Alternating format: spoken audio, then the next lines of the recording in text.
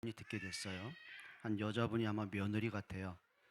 우리가 언제까지 이렇게 해야 되냐고, 언제까지 아버지 비위 맞추고, 언제까지 이렇게 우리끼리 놀러 가지도 못하고, 아버지 모시고 이렇게 여행 이렇게 다녀야 되겠냐고. 그랬더니 남자가 하는 말입니다. 조금만 참아. 아버지 그 집 명의가 내 앞으로 오기까지 조금만 참아. 어, 분석이 됐습니다. 그러니까 이 사람들이 아버지를 기분 좋게 만드는 이유가 하나더라고요. 정말 사랑해서, 존경해서, 아버지를 위해서, 효도하기 위해서 모시고 여행 다니는 게 아니라 아버지 남아있는 그 집 한 채마저 자기 앞으로 명예 변경하기 위해서 두 부부가 작당을 하고 있는 걸 이제 제가 알게 되지요. 좀 화가 나더라고요. 참 인간이 얼마나 어리석은지. 부모가 그렇게 자기를 키워놨고 공부시켜왔고 결혼시켜주면 됐지. 그 집안채마저 빼앗기 위해서 욕심을 내고 있는 그들의 악한 생각을 보면서요. 좀 사람도 이렇게 살아가는구나. 실상도 좀 보게 됩니다. 어떤 면에서는 저도 그렇고 우리 신자들이요. 하나님을 믿을 때 그렇게 믿는 경우가 많습니다. 저는 참 많은 말 가운데 성도들이 하는 말을 많이 듣는 거 안타까운 말이 뭐냐면 이 정도 내가 열심히 예수를 믿어왔으면 뭐라도 좀 하나님이 축복해야 되지 않겠냐. 내가 그렇게 건강달로 기도해 왔으면 하나님이 정말 계시다면 건강은 나한테 회복시켜 줘야 되지 않겠냐. 또 어떤 분이 이렇게 얘기합니다. 내가 이렇게 교회 봉사하고 열심히 믿어왔으면 하나님의 경제의 축복을 주셔야지 남아있는 경제까지 이렇게 바닥이 날 정도면은 하나님이 없는 거 아니냐. 예, 불신자로 돌아간 사람 꽤 많이 봅니다. 그럼 처음부터 이 사람들은 예수가 그리스도이기 때문에 믿고 지금까지 온 게 아니고요. 한 가지 기대가 있는 거죠.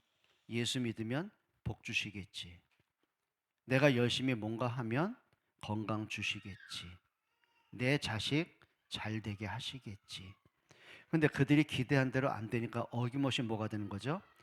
하나님도 헌신짝 버리듯이 버리는 경우가 굉장히 많습니다. 여러분 한 가지를 모르면 그렇게 되는 거예요.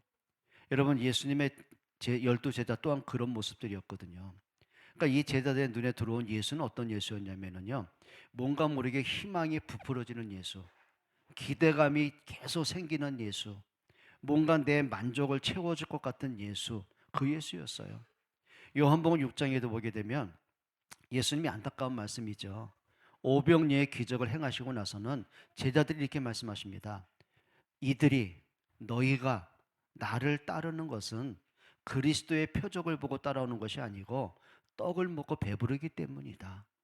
왜 예수 믿고 예수 따라다니다 보니 배고플 때 알아서 떡도 주셨고 예수님이 죽은 자 살리고 많은 기적을 행하시니 그 표적을 보고 많은 사람이 예수님을 따라다니고 또 수많은 사람들이 예수를 왕으로 추대하려고 하고 그럼 자연히 그들이 원하는 숙제가 있죠.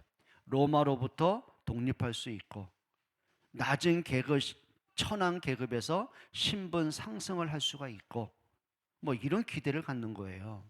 근데 예수님 말씀에 늘 하시는 말씀이 인자가 죄인들의 손에 팔려 많은 고난을 받고 못 박혀 죽은 지 3일 만에 부활할 것이다 라고 말씀하시니 제자들 특히 베드로가요 그 말씀을 용납할 수가 없는 거예요. 그러니 마태복음 16장 23절에 보게 되면 베드로가 예수님의 말씀을 듣는 그 순간 항변했다고 그랬어요. 그 항변했다는 말은 뭐냐면 따지고 들었다는 거예요. 그리고 예수님을 밀치면서 그러니까 자기의 그 충동을 억제하지 못하고 감정을 억제하지 못하고요 분노가 일어나 가지고 그 말은 뭐냐면 내가 당신을 지금까지 3년 동안 따라온 이유가 뭔지 아냐. 당신이 빨리 왕 돼서 우리나라 독립시켜 주길 원했고 당신이 왕이 돼야 천한 계급 낮은 계급이 내가 출세할 수 있고 그거 기대고 따라왔는데 당신이 지금 와서 죽어버린다면 나의 기대가 무너지는 거 아니냐. 그래서 항변한 거예요. 항변한 거예요. 그러니까 3년 동안 예수님의 제자 따라온 것이 억울하고 시간 낭비한 것 같고 그러다 보니 예수님이 종교재판 받으실 때 한 여자아이 앞에서 질문을 받은 베드로가요 예수님을 부인하고 예수를 저주하고 맹세하고 도망쳐 버린 겁니다. 모든 제자가 하나같이 예수님을 다 버리고 도망했다고 말하는 거예요. 뭘 못 본 거죠? 그리스도를 못 본 거예요. 예수님의 십자가의 죽음을 하나의 인간의 죽음은 끝이라고만 본 거예요. 그리고 낙심이 되는 거예요. 그럼 이들의 기대는 뭐죠? 예수는 절대 십자가의 죽으면 안 돼요. 오래 살아계셔야 돼요. 정치도 모든 권력도 예수님이 움켜쥐고 모든 것을 자기들의 혜택을 받아야 되는 거예요. 그게 육신적인 기대가 그렇게 돼버린 거예요. 여러분, 많은 성도들이 왜 낙심한지 아십니까? 왜 불신앙한지 아십니까? 왜 예수 믿다가 자꾸 무너지고 잠들어 버린지 아십니까? 왜 불신자로 돌아간지 아십니까? 한 가지입니다. 그리스도로 안 봐요. 내가 생각하고 내가 원하고 내가 기도한 예수님만 바라보지 안 봐요. 그러니까 제자들은 늘 기억속이 뭐냐면 떡 주는 예수, 병 고쳐 주는 예수, 그리고 죽은 자 살리는 기적을 행하는 예수, 뭔가 모르게 그런 쪽으로만 예수님을 바라본 것이지 그 이후에 있는 예수님의 십자가의 죽음이 없이는 내가 죄사함 받을 길이 없음을 몰랐어요. 그러니 예수가 죽은 것 때문에 다 낙심하고 절망하고 숨어버린 겁니다. 여러분, 오늘 저와 여러분들이 한 가지 생각을 해보셔야 됩니다. 예수님의 십자가에 죽으신 사건은요, 2000년 전에 지나간 과거의 사건이 아니에요. 하나의 종교적인 교리가 아니에요. 맥없는 얘기가 아니에요. 그러면 저와 여러분들이 사순절 기간을 통과하고 오늘 고난주일 우리가 하나님께 예배하고 있거든요. 그러면 십자가를 어떻게 보냐가 다시 회복되어야 됩니다. 막연하게 예수가 죽었다는 그것 때문에 슬퍼하고 막 금식하고 금욕하고 절제하고 그 정도로 멈추라는 얘기가 아니에요. 내가 죽어야 될 그 자리에, 내가 받아야 될 그 저주의 자리에 나를 대신해서 예수가 십자가에 죽으신 거예요. 그리고 나에게는 옛사람이 함께 못 바뀌고 나에게 새 생명을 주셨고 하나님의 자녀로 신분을 받고 가신 거예요. 그러면 여러분에게 예수님의 고난과 십자가의 죽으심이 어떻게 내게 느껴져야 됩니까? 오늘 바울이 로마 교인들에게 그 근본 메시지를 전달하는 겁니다. 첫 번째입니다. 만약에요, 예수 그리스도의 십자가의 죽음이 없었다면 여러분은 참 어리석은 자입니다. 가장 어리석은 자입니다. 왜 그럴까요? 예수님의 십자가의 죽음이 없고 부활이 없는데 못하러 우리가 예수를 믿겠습니까? 왜 기독교라는 종교를 가져야 됩니까? 그건 참 어리석은 자예요. 그러면 예수 그리스도의 십자가의 죽으심은 어떤 말씀일까요? 오늘 2절 같이 한번 읽어보겠습니다. 성경 차근차근 한번 읽어봅니다. 2절입니다. 같이 읽습니다. 그럴 수 없느니라. 죄에 대하여 죽은 우리가 어찌 그 가운데 더 살리요? 그럴 수 없느니라. 아니, 뭘 그럴 수가 없다는 얘기입니까? 아니, 뭘 그럴 수가, 그러면 뭐 앞뒤도 없는 말씀 아니겠죠? 1절을 보면은요, 왜 바울이 이렇게 안타깝게 말하는지 알게 됩니다. 1절에 이렇게 말하죠. 그런즉 우리가 무슨 말을 하리요? 은혜를 더하게 하려고 죄에 거하겠느냐? 이게 뭘까요? 우리가 더 하나님의 은혜를 받기 위해서 우리가 죄 가운데 살아가야 되겠느냐? 그 말인 거예요. 이 말은 뭐냐면, 자, 그 당시에 로마 교회 안에 이상한 궤변이 돌기 시작했어요. 우리가 구원을 받는 것은 예수를 믿음으로 구원받는 거야. 그럼 우리가 삶은 어떻게 살든지 관계없는 거야. 원하는 대로 인생 살아. 원하는 대로 세상 중심으로 살아가. 그래가지고요, 이게 말도 안 되는 영지주의가 이게 교회 안에 팽배하기 시작한 거예요. 자, 그러면 사람들이요, 우리가 예수를 믿으려면 이런 책임도 있고 이렇게 살아가야 되고, 그것보다는 그냥 네가 원하는 대로 살아, 끌리는 대로 살아, 하고 싶은 데 살아. 그게 더 쉽잖아요. 그게 더 성도들의 마음속에는요, 더 마음에 편하게 와닿기 시작을 하는 거예요. 교회 안에 많은 어지러운 문제들, 타락의 문제들, 세상 우상의 문제들이 끊임없이 교회 안에 넘쳐나기 시작을 하는 거죠. 바울이 이렇게 말합니다. 그럴 수 없느니라. 그러니까 이들은 뭐라고 하냐면, 죄 가운데 은혜가 더 많다고 했거든요. 그러면 우리가 더 큰 은혜를 받기 위해서는 더 많은 죄를 지으면 되잖아. 그게 뭘까요? 합리화시키는 거예요. 내가 세상 중심으로 살고 싶고, 나도 세상 사람과 똑같이 살고 싶고 원하는 대로 욕정대로 살고 싶은데, 그러면 이게 뭐예요? 그걸 합리화시키는 거예요. 이들이 말한 거죠. 그게 무슨 문제냐? 우리가 구원받은 건 영원히 받은 것이지 우리가 육신에 무슨 문제냐? 육신은 죽으면 끝이야. 원대로 살아. 즐기고 살아. 이게요, 교회 안에 팽배하기 시작한 거예요. 그러니까 바울이 그렇게 말하죠. 그럴 수 없느니라. 오늘 2절에 뭐라고 합니까? 우리는 죄에 대하여 우리는 죽었다라고 합니다. 뭐라 그럴까요? 예수 그리스도께서 십자가의 죽으심 때문에 우리의 옛사람이 함께 거기에 못 박혔다라고 말하는 거예요. 그러니까 바울은 뭐라고 하는지 아십니까? 갈라디아 2장 20절에 나는 그리스도와 함께 십자가에 못 박혔다. 그런즉 이제는 내가 사는 것이 아니라 나를 위해 십자가에 죽기까지 사랑하신 그리스도를 믿는 믿음으로 살아가는 것이다. 무슨 얘기입니까? 창세기 3장의 원죄에 갇혀 태어난 우리가 그리스도의 십자가의 죽으심과 함께 내 원죄가 함께 못 박혔다는 얘기예요.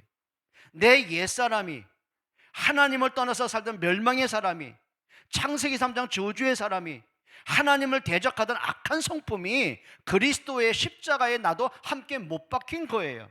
2절에 뭐라 했죠? 우리가 죄에 대하여는 죽었다고 했습니다. 그 말은 뭘까요? 우리가 예수 믿은 이후로 뭐 죄를 안 짓고 실수 안 한다는 얘기입니까? 우리 속엔 죄성이 아직도 있습니다. 연약한 모습이 너무도 많이 있습니다. 근데 중요한 게 있습니다.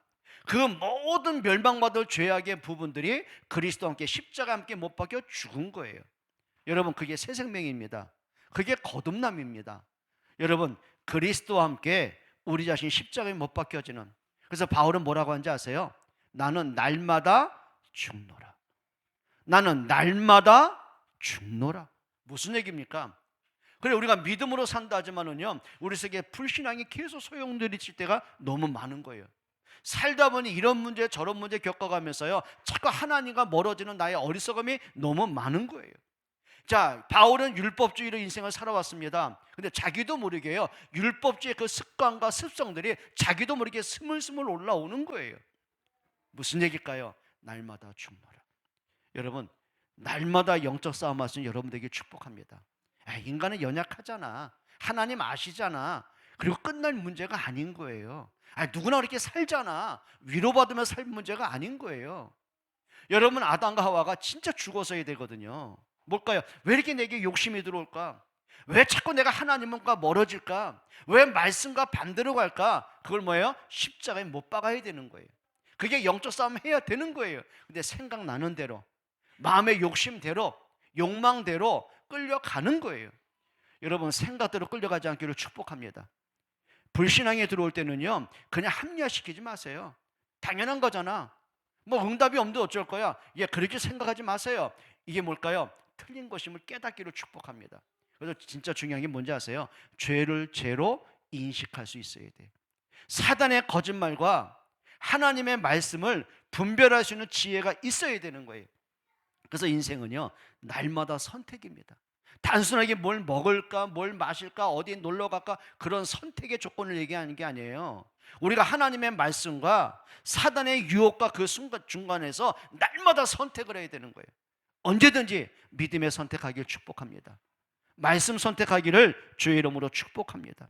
그래서 로마서 8장 2절에 바울이 말합니다. 이는 그리스도 예수 안에 있는 생명의 성령의 법이 너희를 죄와 사망의 법에서 해방했다고 했어요. 어떤 법이요? 생명의 법이.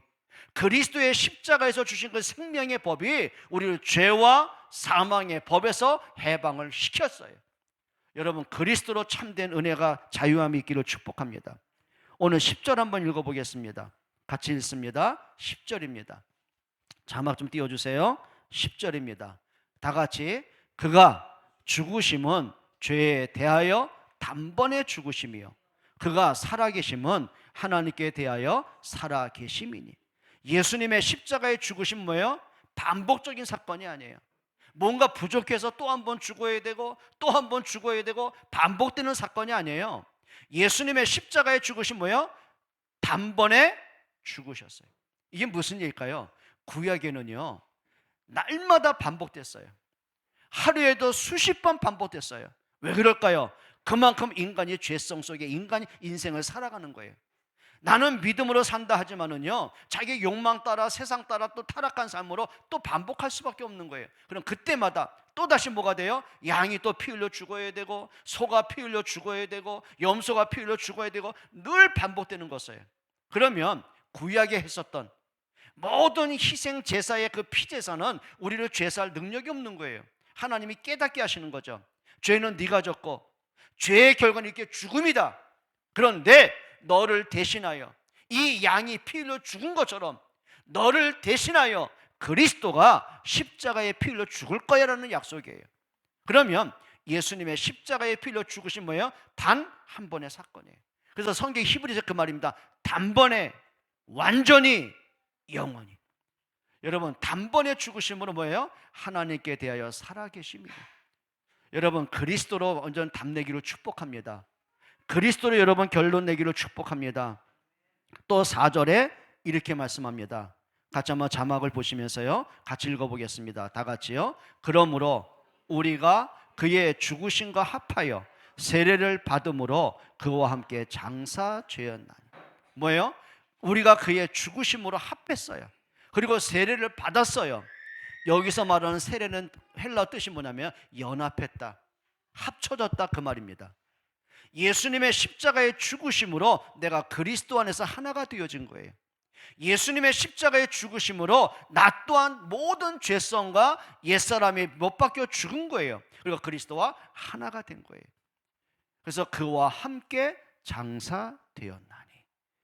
여러분, 우리가 신앙생활하면서요, 예수님의 십자가의 죽음 여러분 가볍게 듣지 않기를 축복합니다. 단순하게 슬퍼하자, 눈물을 쏟자, 그 얘기가 아닌 거예요. 아, 진짜 예수님의 십자가의 죽음이 나에게는 생명이고, 나에게는 죄사함이고, 나에게는 거듭남이고, 나에게는 구원이 됨을 믿기를 축복합니다. 그게 오늘 말씀이에요.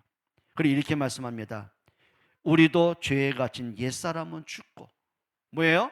죄에 갇혀있는 옛사람은 죽고 새 생명으로 거듭날 것을 우리가 말씀하는 거죠. 또 6절 한번 읽어보겠습니다. 같이 읽습니다. 6절이요. 다 같이 시작.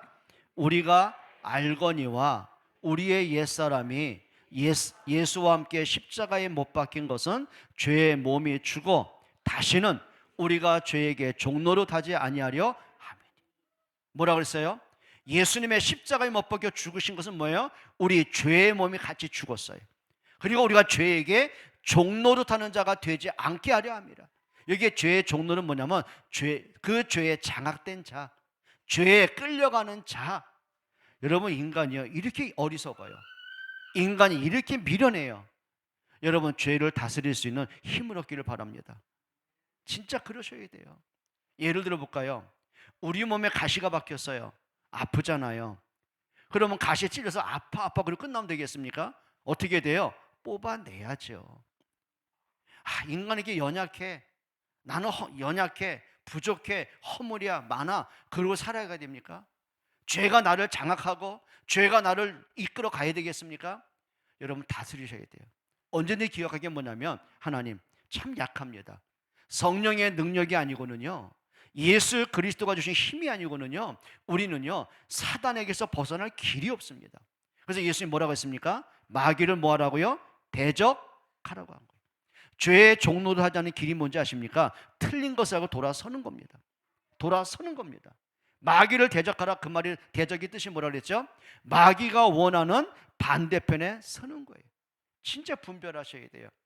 여러분, 영적 싸움 하기를 바랍니다. 근데 우리는요 사실이요, 어떤 때 보면 진짜 아무것도 아닌데 하다 보면 그럴 때 있죠. 몸이 피곤해요, 나른해요, 더 눕고 싶어요, 일어나기가 싫어요. 그때 우리는 어떻게 해요? 타협합니다. 다음 주에 예배하면 됐지. 여러분, 걷어차기를 축복합니다. 뭘 걷어차야 돼요? 입을 걷어차세요. 단순한 사건이에요. 뭔가 마음속에 불안이 옵니까? 한 번쯤은 질문해 보세요. 내가 지금 고민하고 힘들어하고 불안한 이 문제가 진짜 하나님보다 더 강한 문제일까? 하나님이 실수로 내게 이 문제를 허락하셨을까? 한번 질문해 보세요. 한번 질문해 보세요. 예전에 뭔지 모르겠어요. 정말 힘들게 하는 여러분이 한 분 계셨어요. 예전에. 그러니까 이분이 특징이 뭐냐면은 새 가족이 오잖아요. 그러면 그분을 또 찾아가요. 그럼 도와줘야 되잖아요. 근데 어떻게 말하냐면은 여기 복음이 없어. 저 목사님 내가 오래 지켜봤지만 교회 나오시는 게 좀 안 좋을 것 같아. 이렇게 교회도 쫓아내는 사람이었어요. 또 어떤 경우냐면 좀 사람 찾아다니면서 막 뭐랄까 좀 이렇게 불신앙을 만들어내는 분이었어요. 근데 교회를 나가셨어요. 그래서 전화를 하시는 거예요. 아직도 그 교회 다녀? 좀 죄송한 얘기 할까요? 왜 저럴까? 왜 이렇게 힘들게 할까? 저 사람 좀 구원받은 건 맞을까? 그러니까 너무 힘든 거예요. 그러니까 그 사람 생각하니까 막 잠을 못 자겠고, 뭐 화가 나고, 막 뭔가 모르게 막 분노가 일어나고, 한번 찾아가서 한번 진짜 대판 다퉈볼까? 그럼 또 이런 생각이 들어요. 내가 저 사람한테 강하게 책망한다고 처음부터 들을 사람 같으면 그런 짓은 안 했을 텐데. 그럼 이런 생각이 들어요. 깨달아도 하나님이 깨닫게 하셔야 되는 건데. 근데 나도 좀 죄송합니다. 그 순간 제게 믿음이 사라지더라고요. 여러분 그런 거 한번 경험해 보셨어요? 너무 사람이 고민하고 힘들고 마음속에 막 분노가 치밀어 오니까요. 여러분 여기에 경동맥에 이게 핏줄이 부풀어지는 느낌 있잖아요. 머리가 무거워지고요. 핏줄이 팽창하면서 그 순간 이런 생각이 들더라고요. 이래서 피 터져 죽는 거구나 이게. 순간 그렇게 그 지경까지 간 거예요. 한 새벽 3시가 됐었나요? 그러다 이런 생각이 들더라고요. 하나님이 능력이 없어서 모르시고 이 문제를 내게 허락하셨을까? 그러면 하나님이 내게 이 문제를 허락하신 이유는 도대체 뭘까? 그게 뭘까? 그럼 하나님이 능력이 없어서 이 문제를 방관하고 계셨던 걸까? 그럼 하나님이 진짜 이 문제 통해서 하실 일 뭘까? 차분하게 생각해보고 차분하게 기도해보고 너무 감사하게도요. 뭔가 팽창한 느낌이요. 차분해지면서 그리고 그냥 기도도 안 했어요. 그냥 하나님 앞에 그래 하나님이 하시는 걸 한번 보자라고 생각하다 그냥 새벽 3시간 넘어서 잠이 들어버렸어요. 여러분 우리 속에 고민할 게 없을까요? 화가 날 일 없을까요? 그럼 그때마다 생각에 잡혀서 무너지고 하나님과 관계없이 인생을 살아가고 반복하지 않기로 축복합니다. 질문해 보세요. 하나님 앞에서 여러분 우리가 생각의 노예가 되지 않고 불신앙의 노예되지 않고 죄의 종로로 하지 않고요. 하나님 앞에 당당히 설 수 있는 여러분 되기를 주의 이름으로 간절히 부탁합니다.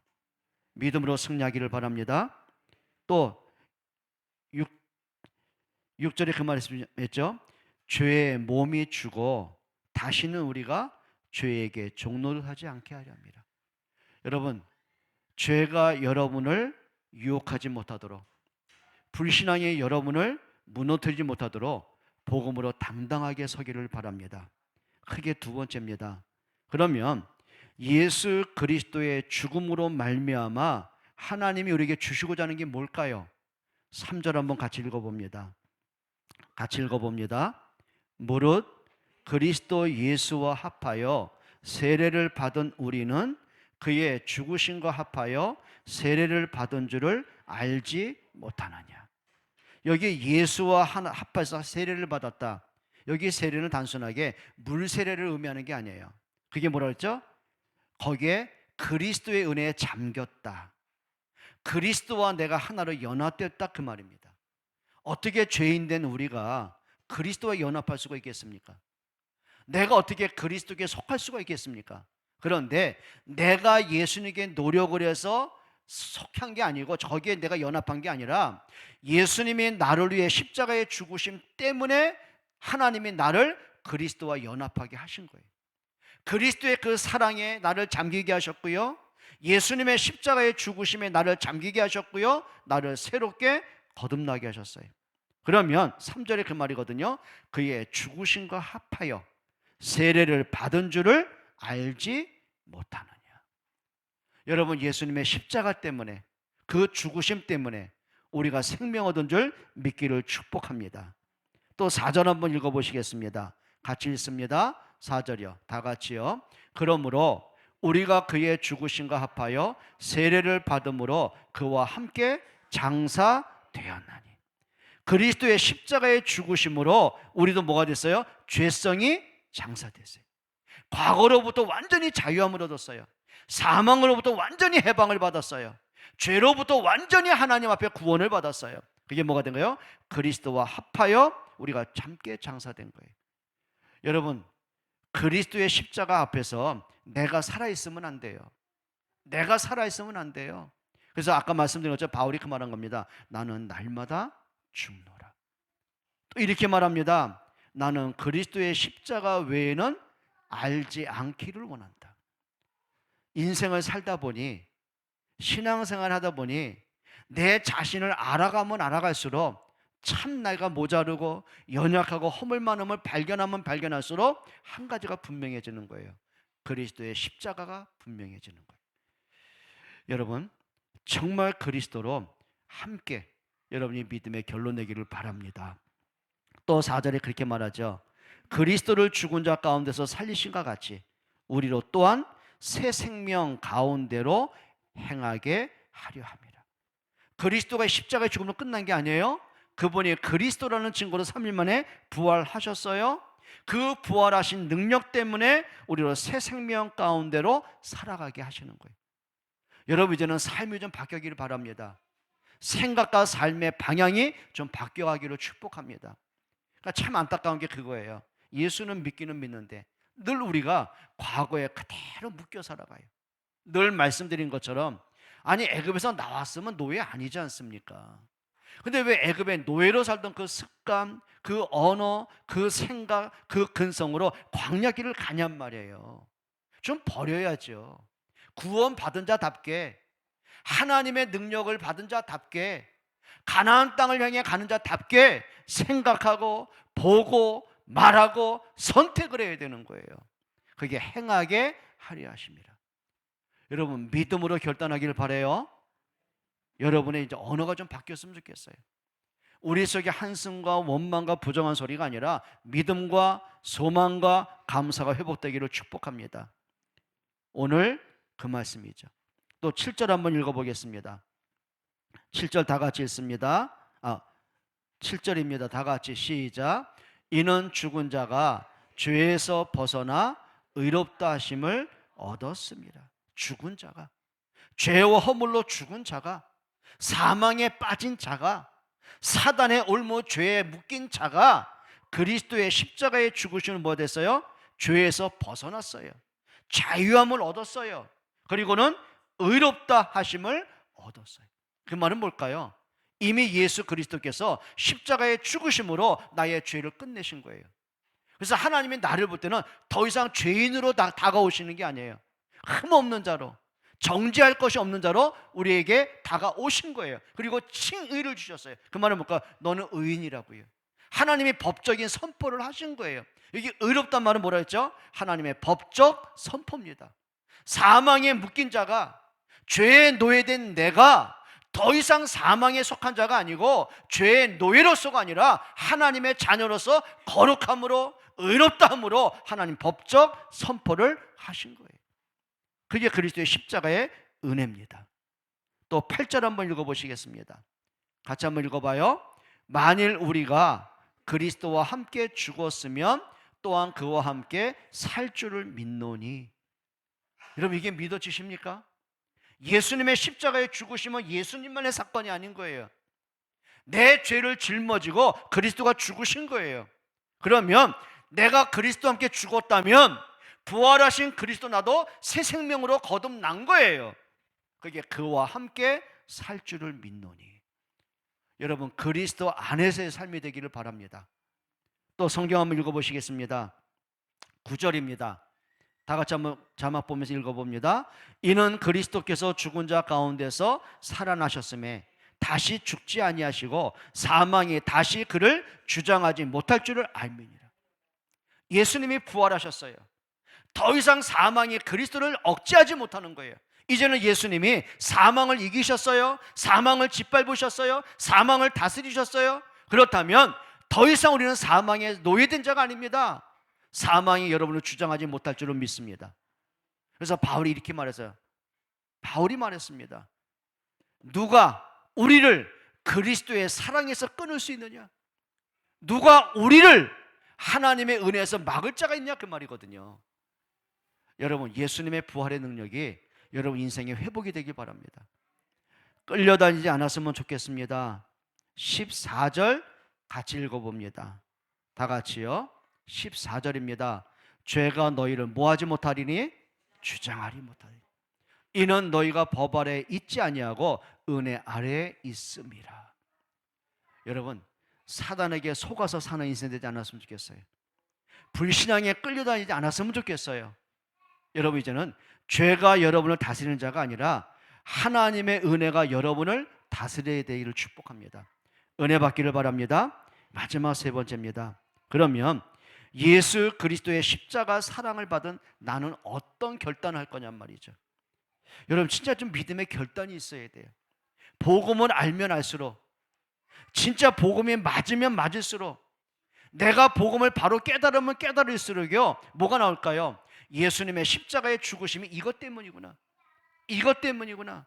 내가 벗어날 수 있는 운명 때문이고, 내가 해결할 수 있는 죄 때문이고, 내가 빠져나올 수 있는 사망의 사단의 그 저주의 굴레 속이고, 이게 끝낸 사건이구나. 그럼 끝난 것에 다시 들어가면 안 되잖아요. 여러분, 예수님 비유 가운데요, 좀 이상한 비유가 하나 있었어요. 돼지를 깨끗이 목욕을 시켜놨어요. 그럼 돼지가 내가 깨끗해졌구나. 그럼 깨끗하게 몸을 유지하는 게 어떻게 해요? 다시 자기가 쌓아놓은 똥에 또 엎드려져요. 또 다시 들어가는 거예요. 그게 예수님 비유 가운데 하나였었어요. 그게 뭘까요? 하나님은 그리스도를 십자가에 죽이면서까지 내게 생명을 주셨는데, 내가 그리스도로 거듭났는데, 옛사람이 죽고 새사람이 되었는데, 하나님의 자녀가 되었는데, 살다 보니 다시 또 내 옛사람의 상태로도 돌아가 버리는 거예요. 불신앙의 그 상태로, 틀린 그 상태로, 죄악의 굴레의 상태로, 사단의 거짓말에 끌려오는 그 상태로 또다시 돌아가 버리는 거예요. 이게 어리석음이거든요. 여러분, 우리가 그리스도로 구원받은 것이 맞다면요, 믿음의 힘을 갖기를 바랍니다. 좀 끌려다니지 않기를 축복합니다. 그게 믿음의 결단하는 거예요. 그럼 어떤 결단일까요? 11절을 한번 같이 읽어봅니다. 다 같이 읽습니다. 이와 같이 너희도 너희 자신을 죄에 대하여는 죽은 자요, 그리스도 예수 안에서 하나님께 대하여는 살아있는 자로 여길지어다. 여길지어다. 그 말은 뭐냐? 바로 좀 봐라, 바로 좀 믿어라, 바로 좀 깨달아라, 바로 선택해라. 그게 여길지어다 그 말이에요. 근데 뭘 깨달으라는 얘기입니까? 너희 자신은 뭐예요? 나는 죄에 대해서는 죽은 자예요. 죄에 대한 죽은 자예요. 창세기 3장 멸망에 대해 이미 죽은 자예요. 그리고 하나님께 대하여는 살아있는 자로 여길지어다. 하나님이 그렇게 하셨어요. 예수 그리스도의 십자가의 죽으심 때문에 하나님 나를 다시 살려내셨어요. 하나님 떠난 멸망으로 가던 나를 하나님께로 돌아서게 하셨어요. 죄와 허물로 죽었던 나를 그리스도의 십자가로 다시 살리셨어요. 사단의 올무에 잡힌 나를 그리스도로 자유하게 하셨어요. 이걸 여길지어다, 진짜 믿을지어다, 깨달을지어다, 알지어다 그 말이거든요. 여러분, 진짜 좀 알기를 축복합니다. 막연하게 신앙생활하면 안 돼요. 그냥 막연하게 살아면 안 돼요. 뜬구름 잡듯이 하면 안 돼요. 여러분, 진짜입니다. 사단의 거짓말을 분별하고 하나님의 뜻을 분별하고 믿음의 선택을 할 수 있는 여러분 되기를 축복합니다. 12절 한번 읽어봅니다. 같이 읽습니다. 그러므로 너희는 죄가 너희의 죽을 몸을 지배하지 못하게 하여. 이게 무슨 얘기일까요? 죄가 너희를 지배하지 못하게 하라. 그리고 몸의 사욕에 순종하지 말고. 여러분, 야고보서에 보면 이 안타까운 말씀이 하나 있죠. 사람들이 어떻게 해서 육신의 정욕과 안목의 정욕과 이생의 자랑을 따라가요. 세상의 모든 관심거리가요, 진짜 하나님을 향한 것이 아니에요. 세상 것을 향했어요. 세상 것을 향했어요. 그러다 보니까는요, 자꾸 비교가 돼요. 그러다 보니 진짜가 뭔가를 이제 놓치기 시작한 게 뭐냐면요, 우리의 모든 관심과 생각과 모든 것들이 어딜 따라가요? 세상 것 따라가다가, 그러다가 조금 문제 오면, 힘들면, 경제 문제, 건강 문제 걸려들면 또 어떤 문제가 올까요? 또 불신앙으로 돌아가 버리는. 여러분, 그 말이거든요. 죄가 너희를 지배하지 못하게 해라. 생각이 너희를 지배하지 못하게 하라. 그리고 몸의 사역에 순종하지 말고. 그 말 세상을 단절하라는 얘기입니까? 아니요, 진짜를 알라는 얘기예요. 진짜를 알라는 얘기예요. 여러분, 하다못해 좀 어리석은 얘기지만 우리 엄마 아빠들이요, 아이들에게 좋은 장난감 사주잖아요. 좋은 옷 사주잖아요. 맛있는 거 영양가 먹여주잖아요. 좋은 거 해주고 싶잖아요. 근데 그 자체가 목적이 아닌 거예요. 장난감이 목적이 아니고 옷이 목적이 아니고 내 아이에게 필요한 것을, 사랑하는 아이에게 주고 싶으니까, 내 아이에게 꼭 필요한 거니까 주는 거예요. 그럼 부모의 눈길에 옷이 보이면 안 되잖아요. 그 옷을 입고 좋아하고 잘 노는 아이가 보여야 되잖아요. 그러니까 늘 이렇게 봅니다. 옷 깨끗하게 입어. 헤어지면 안 돼. 더럽히면 안 돼. 너 키 크면 안 돼. 키 크면 비싼 옷 못 입잖아. 그래, 요 상태로 살아야 돼. 그래, 애를 막 밧줄을 묶어냅니까? 그게 얼마나 악한 짓입니까? 우리 그런 부모 없잖아요. 부모에게 본질은 뭡니까? 옷은 아니에요. 애가 크니까 옷이 작아져요. 그럼 신기하죠. 너무 기특하죠. 언제 이렇게 컸어? 어떡할 겁니까? 옷이, 애가 놀다 헤어졌습니다. 그럼 옷 헤어진 것 때문에 막 화가 나고, 이게 얼마짜리인데 애를 짓밟아버린 부모 있습니까? 그건 정신병이죠. 진짜 정상적인 사람은 뭐라고 합니까? 괜찮아? 안 다쳤어? 여러분, 그게 진짜 아니겠습니까? 왜요? 본질은 아이니까. 그거예요. 사역에 순종하지 마라. 육신적인 것 때문에 하나님을 멀리하지 마라. 세상적인 기준 때문에 복음 놓치지 마라. 여러분, 진짜를 알기를 축복합니다. 그게 오늘 12절에 겨운 겁니다. 그러므로 너희는 죄가 너희 죽을 몸을 지배하지 못하게 하고 몸의 사역에 순종하지 아니하고. 다시 말씀드립니다. 세상 것을 포기하고 살란 말이 아니에요. 뭘까요? 진짜를 알라는 얘기예요. 여러분의 진짜 가치가, 삶의 이유가, 내 삶의 목적이 뭔가를 분명히 알라는 얘기지요. 그래서 예수님 말씀하신 거예요. 무엇을 입을까, 무엇을 마실까 염려하지 마라. 너희가 구할 것은 뭐라고요? 오직 그의 나라와 그 의를 구하라. 여러분, 진짜를 구할 수 있는 여러분들에게 축복합니다. 그리고 13절에 이렇게 말합니다. 같이 읽겠습니다. 또한 너희 지체를 불의의 무기로 죄에게 내주지 말고, 불의의 무기로 죄에게 주지 말고, 사단의 거짓말에 끌려가지 말고, 그 말 아니겠습니까? 또 이렇게 말하죠. 오직 너희 자신을 죽은 자 가운데서 다시 살아난 자 같이 하나님께 드리며. 죄의 무기로 던지지 말고, 사단에게 이용당하지 말고, 너희 자신을 사망에서 생명 주신 하나님께 드려라. 여러분, 하나님 보실 때 좀 인정하고 칭찬할 수 있는 여러분들에게 부탁합니다.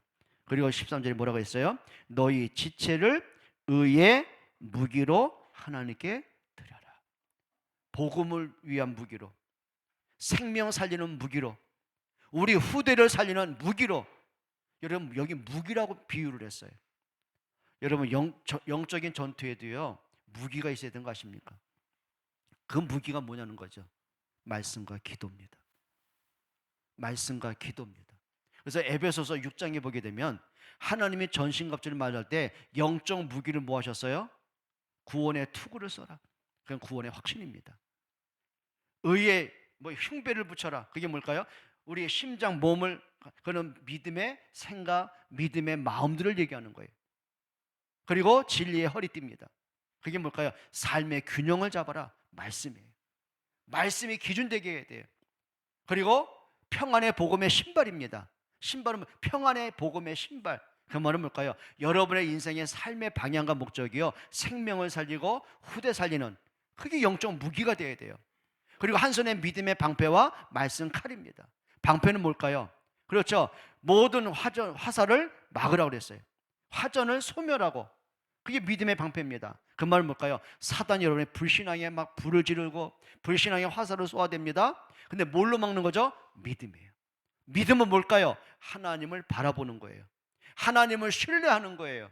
하나님을 의지하는 거예요. 내가 하나님 앞에 서는 거예요. 그게 바른 믿음이에요. 내가 바른 믿음으로 무장을 했을 때요, 사단이 어떤 거짓말 앞에서도 승리하게 되는 겁니다. 그리고 마지막 무기가 뭐예요? 말씀 칼입니다. 그게 무기예요. 그래서 성경에 뭐라 했습니까? 하나님의 말씀은 살아있는 말씀입니다. 그 말씀이 우리의 혼과 영과 관절과 골수를 찔러 쪼갭니다. 여러분, 혼과 영과 관절이 뭘까요? 혼은 뭘까요? 인간의 인격체를 얘기하는 거예요. 생각과 우리가 생각하는 것, 우리가 마음에 담는 걸 얘기하는 거예요. 영은 뭘까요? 하나님과 나와의 바른 관계를 얘기하는 거예요. 예수가 그리스도심을 믿는 걸 얘기하는 거예요. 관절은 뭘까요? 관절. 구약에는요, 소나 염소를 이게 양을 희생제물 드리잖아요. 관절을 다 꺾었어요. 관절은 뭘까요? 매듭이에요. 연결이에요. 연결. 예를 들어 볼까요? 내가 팔에 관절이 빠져버렸어요. 이게 흐느적거리잖아요. 힘이 안 들어가잖아요. 그렇죠? 관절과 관절이 연결이 돼 있을 때 바르게 힘을 쓸 수가 있는 거예요. 그럼 누구와 연결이죠? 하나님과 나와의 바른 연결을 얘기하는 거예요. 골수는 뭘까요? 여러분, 죽은 사람에게 뼈 안에 있는 골수가 있을까요? 연골이 있을까요? 만약에 뼈 안에 골수가 다 사라져서 어떻게 될까요? 쓰지를 못합니다. 조그만 충격이 부러집니다. 그게 연약함을 얘기하는 거예요. 살아있는 생명을 얘기하는 거예요. 그래서 하나님의 말씀이 우리의 모든 것들을 회복시켜줘요.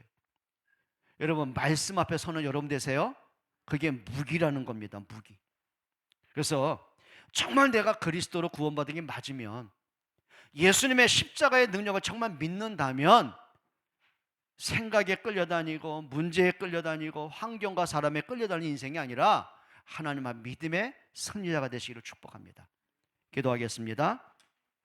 하나님께 감사를 드립니다.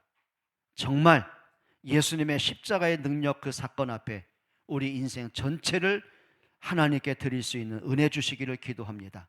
그리스도의 십자가로 모든 걸 볼 수 있게 하시고 하나님의 관심과 하나님의 사랑과 하나님의 은혜를 깨닫게 하시고 우리의 삶이 연약한 자로, 무너진 자로, 잠든 자로, 끌려다닌 자로 끝나지 않게 하시고 언제든지 믿음의 승리자로 서갈 수 있도록 축복하여 주옵소서. 예수 그리스도의 이름으로 기도합니다.